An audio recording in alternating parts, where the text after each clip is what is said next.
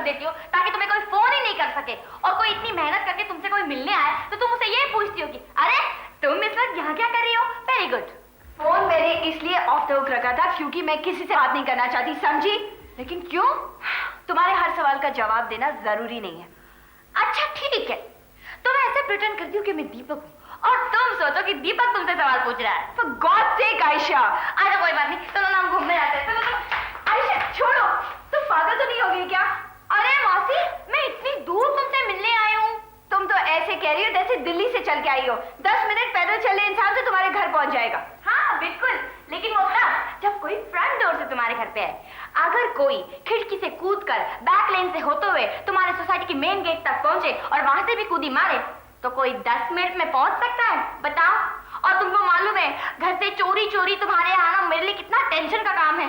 और इतना सब करने के बावजूद तुम मुझे मायूस नहीं कर सकती।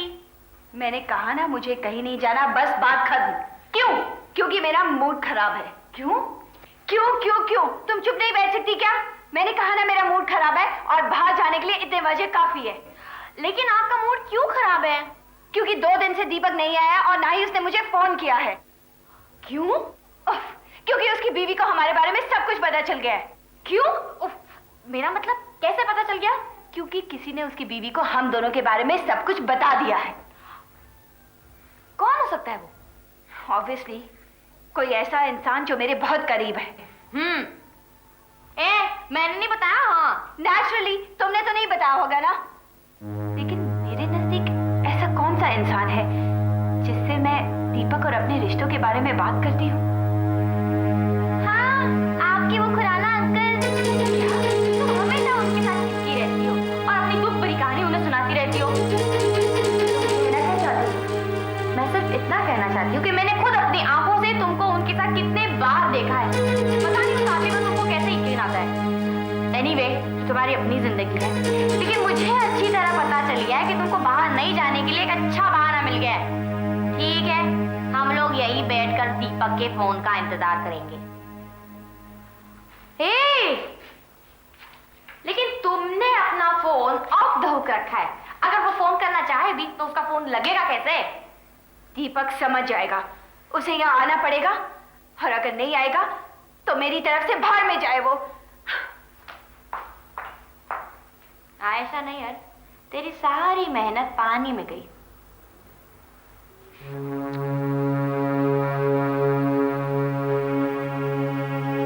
प्रॉब्लम क्या है अशोक? इतना अपसेट क्यों है तू? जाने दे यार। जाने कैसे तू? अभी थोड़े दिन पहले तो इतनी बड़ी बड़ी बातें कर रहा था कि मैं उस रूपाली से हरगिज शादी नहीं करूंगा, मैं उसे उसकी औकात बता के रहूंगा। आखिर वो सब क्या था? यार मैरी तुम जानता है यार, मैं गुस्से में आके बहुत कुछ बोल जाता हूँ, लेकिन मेरा मतलब वो बिल्कुल नहीं होता यार। यानी तू ये कहना चाहता है कि तू उस लड़की से अभी भी प्यार करता है और उससे शादी करना चाहता है? पता नहीं, लेकिन यार उस लड़की ने मुझे बहुत बड़ा धोखा दिया यार। क्या? मैरी तुझे याद है वो दिन जिस दिन हमने उसे थोड़ा सा पिला दिया था? हाँ, भला उस दिन को कैसे भूल सकता हूँ? यार मैरी वो लड़की मुझ पर इल्जाम लगा रही है कि उस रात मैंने उसकी इज्जत पर हाथ डाला था। क्या? और मैं कसम से कहता हूँ यार, मैंने उसको उस रात हाथ नहीं लगाया। मतलब उसको बॉबी के घर लेकर जरूर गया था, लेकिन कमरे में ले जाते मैंने उसको लिटा दिया। पता नहीं क्या अनाप शनाप बकती जा रही थी वो। थोड़ी देर के बाद मुझे भी नींद आ गई और जब मैं सुबह को उठा तो मैंने देखा कि वो कमरे में नहीं, जा चुकी थी वो। मैं जानता हूँ, मैं और भाभी रात को कमरे में आए थे और हमने देखा कि तुम दोनों सो रहे हो। उसके बाद हम दोनों बाहर आए और सो गए। वो मेरे साथ ऐसा क्यों कर रही है यार? गॉड, मैं तो बहुत अच्छी तरह से जानता है यार, मैं किसी बेसहारा औरत को इस तरह से हाथ नहीं लगा सकता यार। मतलब मैं मानता हूँ कि मैं थोड़ा बहुत क्रूड जरूर हूँ, कभी गुस्से में आके बहुत कुछ बोल जाता हूँ, लेकिन मैं औरत को तब तक हाथ नहीं लगा सकता यार जब तक मैं या तो उसे अच्छी तरह से प्यार ना करता हूँ या उससे मेरी शादी ना हो जाए। किसी भी पराई औरत को हाथ लगाने से पहले मैं अपनों को मार डालूंगा यार। हर औरत की मैं अपनी इज्जत की करता हूँ या अपनी बहन की करता हूँ। मतलब मैं जानता था कि उसको पिला देने के बाद वो मुझसे नाराज हो जाएगी, लेकिन इतना नाराज हो जाएगी कि वो मुझ पर इल्जाम लगाएगी कि मैं उसकी इज्जत में हाथ डाला था। I just don't believe this. उसने ऐसा कहा? अपने बॉस के सामने कहा यार। What? मतलब उसे कुछ भी याद नहीं है?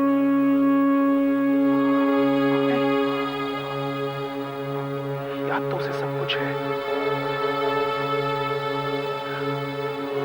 पहले मैंने उसको पिलाया, उसके साथ मैंने थोड़ा सा मजाक किया और इस बात को लेकर वो मुझसे बहुत नाराज हो गई। यस, मेरे छोटे से मजाक को उसने अपनी बहुत बड़ी बेइज्जती समझा और बगैर सोचे समझे मुझ पे इतना बड़ा इल्जाम ठोक दिया यार उसने। नहीं तो तू ही सोच यार, अगर वाकई मैंने उसकी इज्जत पे हाथ डाला होता तो वो पुलिस में रिपोर्ट दर्ज नहीं कराती क्या? डेफिनेटली वो अपनी फैमिली को तो जरूर इन्फॉर्म कर दिया। शिट!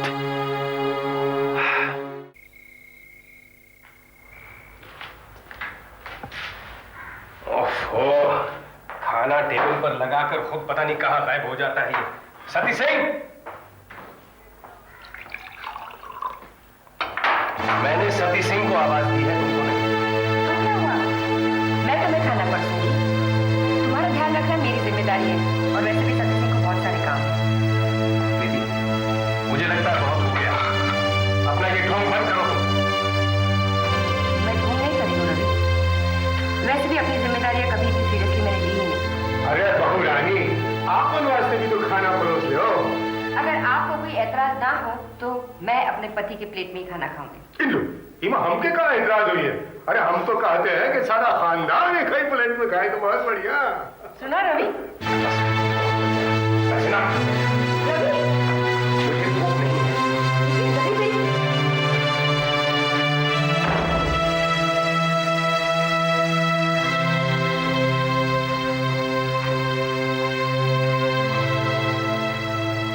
रानी, सारा खाना उठा लो, आपको नहीं खाएगा। लेकिन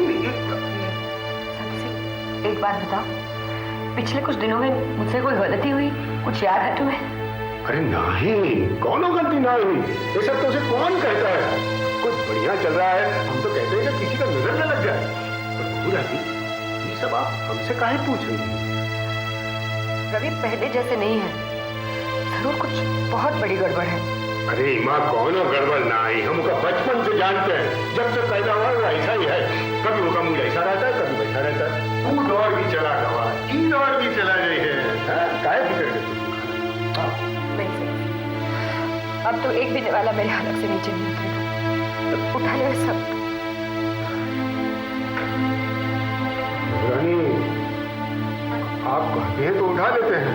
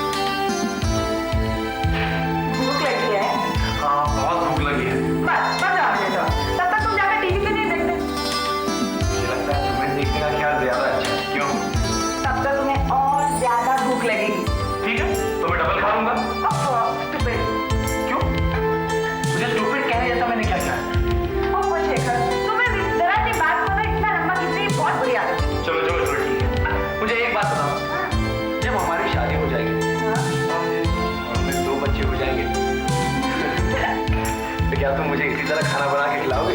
ऑब्वियसली, अब मैं तुम्हें भूखा तो नहीं मारने वाली हूँ। अगर वो रोने लगे और उन्हें तुम्हारी जरूरत पड़ने लगी तो मैं उन्हें तुम्हारी गोदी में डाल दूंगी और खाना बनाती रहूंगी। फिर भी वो रोने लगे और तुम्हें पुकारने लगे तो मैं तुम्हें डांटूंगी। मुझे क्यों? ऑब्वियसली, अब उन छोटे छोटे बच्चों पर मैं गुस्सा तो नहीं हो सकती ना, इसीलिए सारा गुस्सा मैं तुम पे निकालूंगी। फिर मेरे खाने का क्या होगा यार? पहले मैं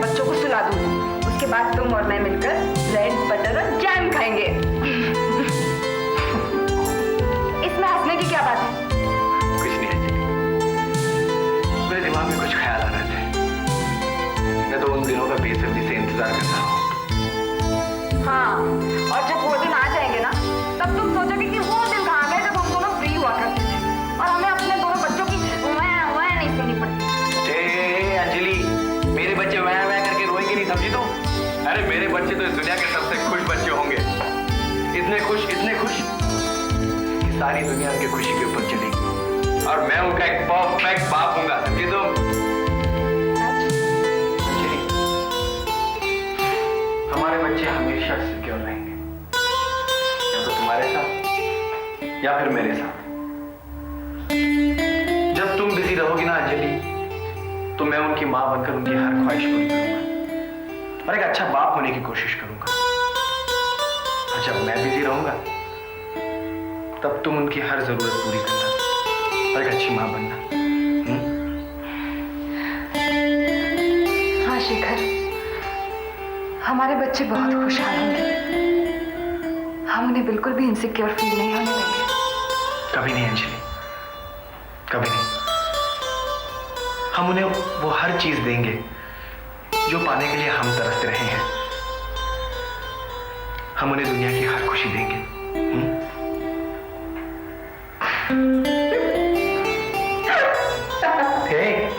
क्या हुआ? कुछ नहीं। अभी तक हमारी शादी हुई नहीं है और बच्चों की फिक्र तुम्हें अभी से ही हो रही है। तो क्या हुआ? हम शादी बहुत जल्दी कर लेंगे, है ना? और पहला बच्चा भी बहुत जल्दी होगा, क्यों? शेखर, आई होप तुम्हारी मम्मी हमें कबूल कर ले। अंजलि, तुम वो सब भूल जाओ। सबसे इंपॉर्टेंट हमारी जिंदगी है। और मैं जानता हूं अंजलि, मेरी मम्मी मुझसे बहुत प्यार करती है। ज्यादा दिन तक वो हमसे दूर नहीं रह पाएगी। आज नहीं तो कल उन्हें तुम्हें अपनाना ही पड़ेगा। उन्होंने मुझे कबूल नहीं किया तो ना जाने उन्हें क्यों ऐसा लगता है कि मैं तुम्हारे काबिल नहीं हूं। मुझे भी समझ में नहीं आता अंजलि।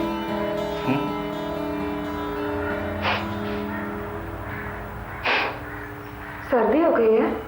नहीं, मुझे लगता है कुछ जल रहा है।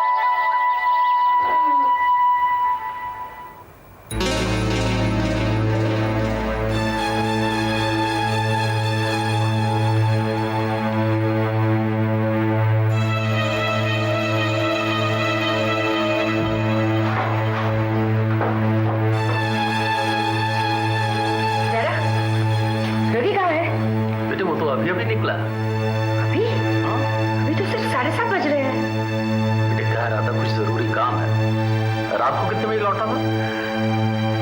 सुबह के 4 बजे। बहुत थके हुए थे, मेरे साथ कुछ बात भी नहीं की। डिनर भी ऑफिस में करके आए थे।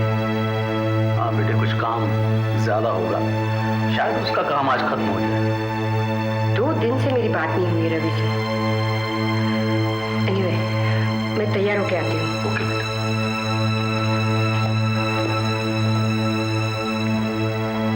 जिंदगी भी कितनी अजीब है। पहले रवि प्रीति से बात करने के लिए उसकी राह देखा करता था, अब प्रीति उसका इंतजार करती है उससे मिलने के लिए।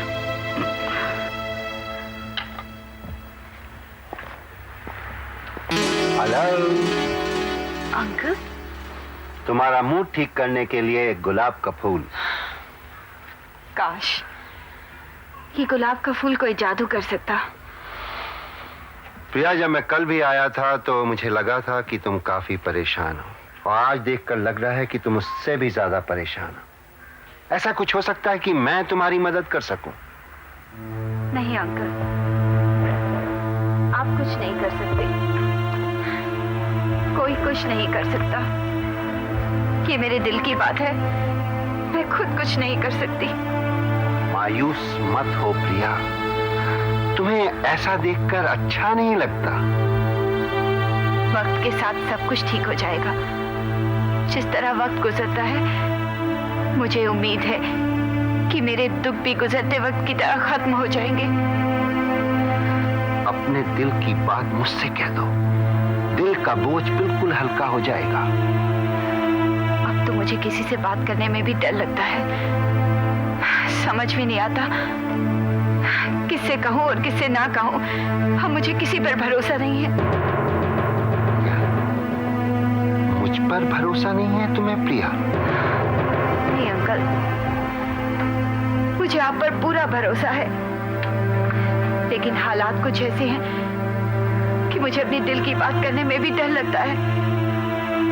आखिर ऐसा क्या हुआ? कोई है जो दीपक और मेरे बारे में निशा को सब कुछ बता रहा है। क्या? आखिर कौन हो सकता है वो? भगवान जाने, पर निशा और दीपक में इस बात को लेकर बहुत झगड़ा हुआ है। तभी जब वर्मा मुझे एक्सपोर्ट कन्वेंशन में मिला था तो काफी परेशान सा दिख रहा था। आप उससे मिले थे?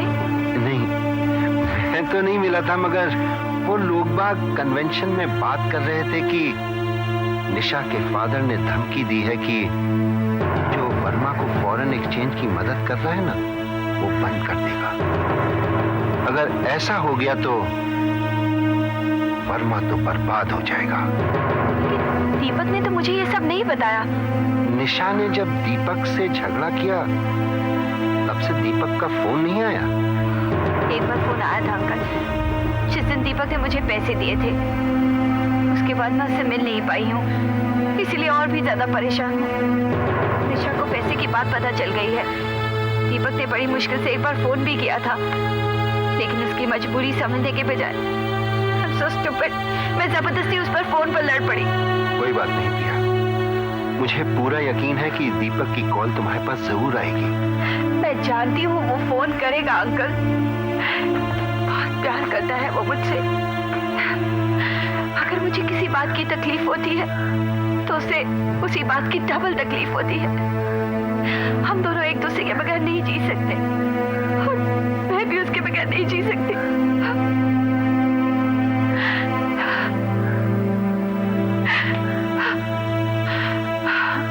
I'm sorry uncle, I'm really sorry। आप सिर्फ मेरे बिजनेस एसोसिएट हैं और मैं अपनी सारी जज्बाती तकलीफें और मुसीबतें आप पर डालती रहती हूँ। I'm sorry। कोई बात नहीं, मैं हूं ना तुम्हारे साथ, फिक्र करने की कोई बात नहीं है। मैं हमेशा रहूंगा तुम्हारे साथ, ऑलवेज। ओके? ओके। अब हमें कुछ बिजनेस की बातें कर लेनी चाहिए। एग्जीबिशन में सिर्फ एक हफ्ता रह गया है। अगर हम एग्जीबिशन ठीक तरह से नहीं कर पाए तो बिजनेस सारा चौपट हो जाएगा। You're right। और फ्यूचर के लिए मेरे पास बहुत सारे प्लान्स हैं। Okay? Be a brave girl. मैं मुंह धोकर आती हूँ।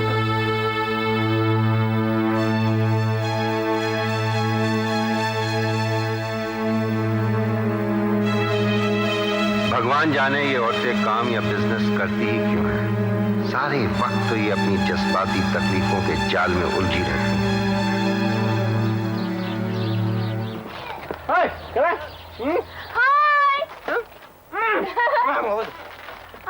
हाय। कैसे हो? ठीक हूँ। किसका इंतजार कर रहे हो? मैं तुम्हारा इंतजार कर रहा हूँ आयशा। देखो चोटी, अच्छे लोगों का लोग इंतजार करते हैं। मैं तुमसे कुछ बात करना चाहता हूँ। हाँ करो। ये तो मेरा बेस्ट फ्रेंड है। आयशा, मैं चाहता हूँ कि तुम जाकर रूपाली से मेरे बिहाफ पे कुछ बात करो। बिल्कुल नहीं, मैं अपने पैरों पे कुल्हाड़ी थोड़ी ना मार सकती हूँ, और वैसे भी वो मेरी कोई बात नहीं सुनती। क्यों? लेकिन वो मुझ पे उस बात का इल्जाम लगा रही है जो मैंने कभी उसके साथ किया ही नहीं। तो इसमें नई कौन सी बात है? वो हमेशा ऐसी करती है बचपन से। अपने मार्क्स बढ़ाने के लिए वो अपना स्टैंडर्ड नहीं बढ़ाती, दूसरों का स्टैंडर्ड गिराती है, और तुमने भी उसे ऐसा ही मौका दिया होगा। हाँ आयशा, तुम अपनी बहन के बारे में ऐसी बात करती हो? फिल्मी चिप्स का। खाना ना। हाँ वैसे मैं भूल ही गई थी कि वो मेरी बहन है, लेकिन मुझे इतनी बुरी आदत पड़ गई है उसकी बुराई करने की। लेकिन वो बहुत अच्छी है असल में, बहुत सीधी सादी है, बहुत चुपचाप रहती है, बहुत ही इनोसेंट है। अरे वो तो संत है संत। हम तो कभी कभी सोचते हैं कि वो इतनी ऑर्डिनरी घर में पैदा ही कैसे हुई। बेल बज गई।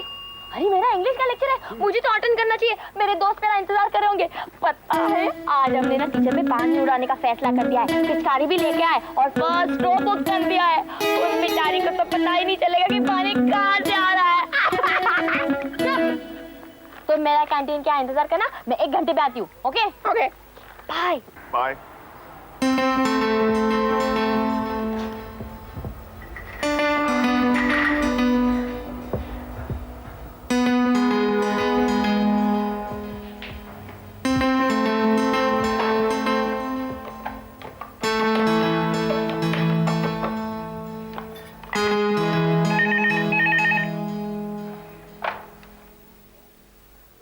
Hello Verma exports. क्या मैं दीपक वर्मा से बात कर सकती हूँ? आप कौन बोल रही हैं? मैं Anita Desai. I am sorry ma'am, वो एक मीटिंग में बिजी हैं, अभी कोई फोन अटेंड नहीं करेंगे, लेकिन मैं उन्हें बता दूंगी कि आपने फोन किया था। Bye bye, thanks for calling.